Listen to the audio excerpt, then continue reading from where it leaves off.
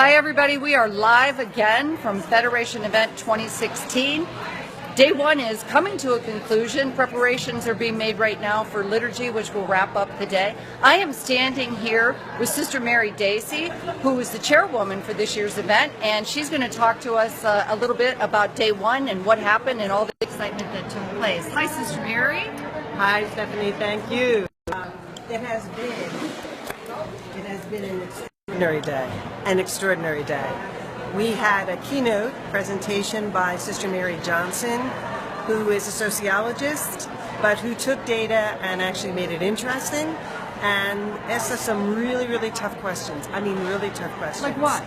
Well, she asked us how we change our perspective, the older people, and I'll put myself in the group, how we change our perspective to be aware of and welcoming of younger, newer members and their perspectives, and not taking old mentalities and superimposing on what they might be thinking. She also said that in our ministries, we work with people, so we don't decide what people need. What we should be doing is asking them what they would like us to do with them in ministry of what we call the good neighbor. So she's been absolutely extraordinary the whole time. We also have had some wonderful liturgy. We have Sarah Thompson, who is the kind of a folk singer extraordinaire, and her music is just wonderful because it fits right in with our whole message of being one. And we used her song by breath, by blood, by body, by spirit. And the other thing is that it has helped us connect to where we are right now. It's not any accident that we're in Orlando. And so to be here and not to recognize what has happened at the Pulse nightclub, the other violent occurrences throughout our country, so we've taken time to pray for, to be with, and to be in solidarity with all our brothers and sisters in all of these situations. So it's been extraordinary. Nix, as always, is great. Now, who's Nix? Nix is the company, the planning company that helps us to plan an event like this, conference planners. But they have gone beyond conference planners because they've worked with so many religious congregations. And they learned from us about human trafficking, and they got so involved in this that they're now leaders in the fight against human trafficking. Wow. So the Caribe Royale, where we are, has joined that fight. So it really is just extraordinary. The other thing that was great today was a panel. We asked a mature sister of St. Joseph, a younger member who is a sister of St. Joseph, and one of our partners in mission ministry, to reflect on and give their response to the keynote, Sister Mary Johnson, and each to speak from their perspective and really from their hearts, what their challenges are, what this meant to them, and how they are in their particular place and time and age group and connections and ministry, how they're trying to live the charism today in new and evolving ways. So all in all, it's been extraordinary. It sounds like great. It was a really full day. It was a wonderful, wonderful day. What do we have to look forward to tomorrow? Tomorrow we're going to continue. We're going to have Sister Pat Bergen. And the beautiful part is that Mary Johnson is a sociologist, and so she has shared with us data, and she has shared with us trends, although she's made it so alive. And what do these trends and what does this data mean? Sister Pat will take what she has said and build on it and ask us to think of the charism as movement. She uses the image of a wave. And she is extraordinary, and she is energetic, and she will, I think, be just as exciting a speaker, and she will challenge us in the same way that Mary did. Very different style. I think we might have whiplash, but it will be just as exciting. So we look forward to tomorrow and more sharing and more good music with Sarah and more of the same. It sounds great. Maybe we can check in with you tomorrow at this time. Maybe give us another recap. I would love to do that. All right, Stephanie. Sister Mary, thank you so much. I appreciate it. And I think we just spotted someone over here that we want to say hi to. All right. Thanks again, Sister Mary. Yeah. And who do we have here? This is Colleen. Sister Colleen Gibson. Hi, Sister Colleen. And tell us where you're from. I am from Philadelphia as well. So Mary Dacy, who you just talked to, I am one of the younger members from Philadelphia, a campus minister at Chestnut Hill College. We work with youth and college-age students to get in touch with their relationship with God. And, Is this your first event? This is not my first event. I was at St. Louis. All right. I was a baby nun. And so now this is my second time. So it's a wonderful opportunity to get to see, really people who I love and who are dear to my heart, and connect with new sisters from all over the country. What struck you most about Sister Mary Johnson's presentation today? She had some pretty compelling data and information that really caused a lot of people to pause.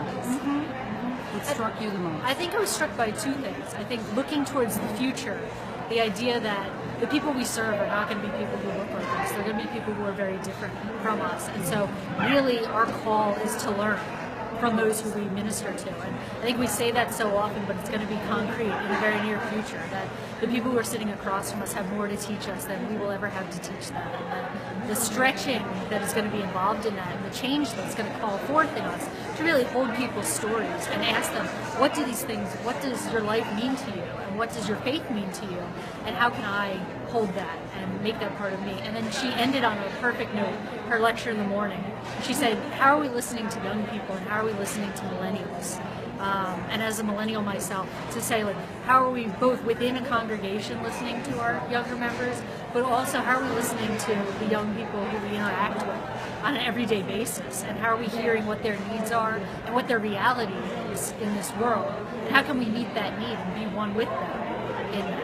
So she was wonderful. This was the fourth time I had seen her present, and every time there's something new to see, and it really reflects the reality of our life, to say that, where religious congregations are is ahead of the national, or the church, even the national curve of the church. The diversity that's present within religious congregation, it's already making itself apparent. And so to see that play out and see how in the years to come it will just continue to blossom. Wow, that's great. You spoke very eloquently about that, and truly I want to thank you for bringing and sharing your perspective as you called yourself a baby nun. Baby nun. Sister Young Colleen, nun. one of our youngest sisters. And, Hashtag young nun. Hashtag young nun. We like that, but we appreciate your perspective. Thank you.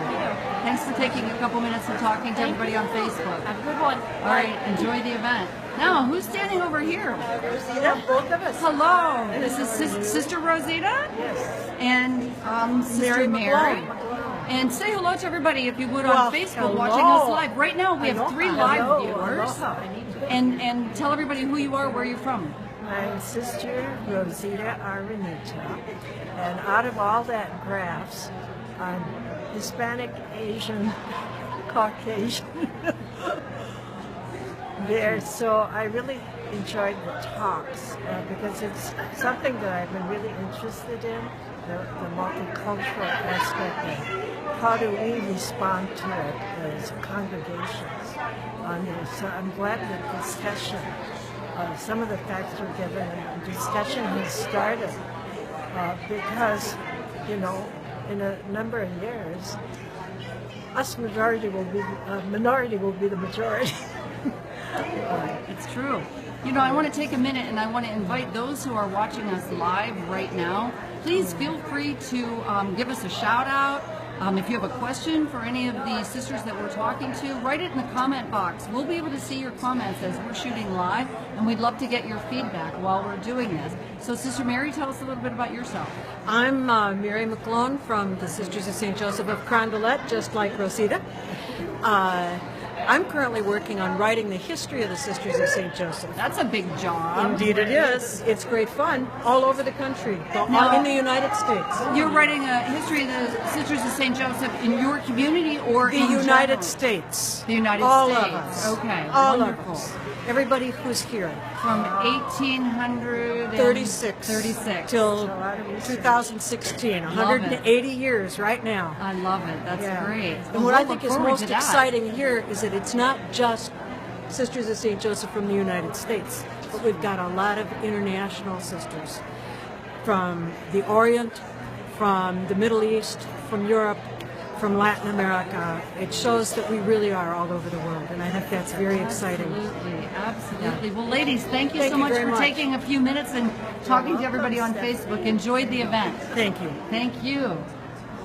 Well, as you can see, there's still a lot of activity going on, And as I said, we kind of are wrapping up day one, which will conclude with liturgy at 5 o'clock. Preparations are going on in the ballroom right now, where we were meeting all day. Walk towards the ballroom, you can see the preparations for liturgy taking place.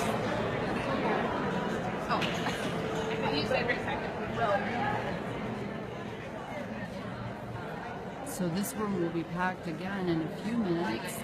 700 or more people gathered for liturgy. It's sure to be a very moving and spiritual celebration, which is certainly appropriate for the Sisters of St. Joseph. It's been a great full day here at the event.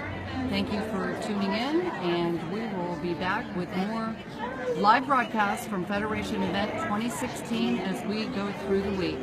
Thanks, everybody.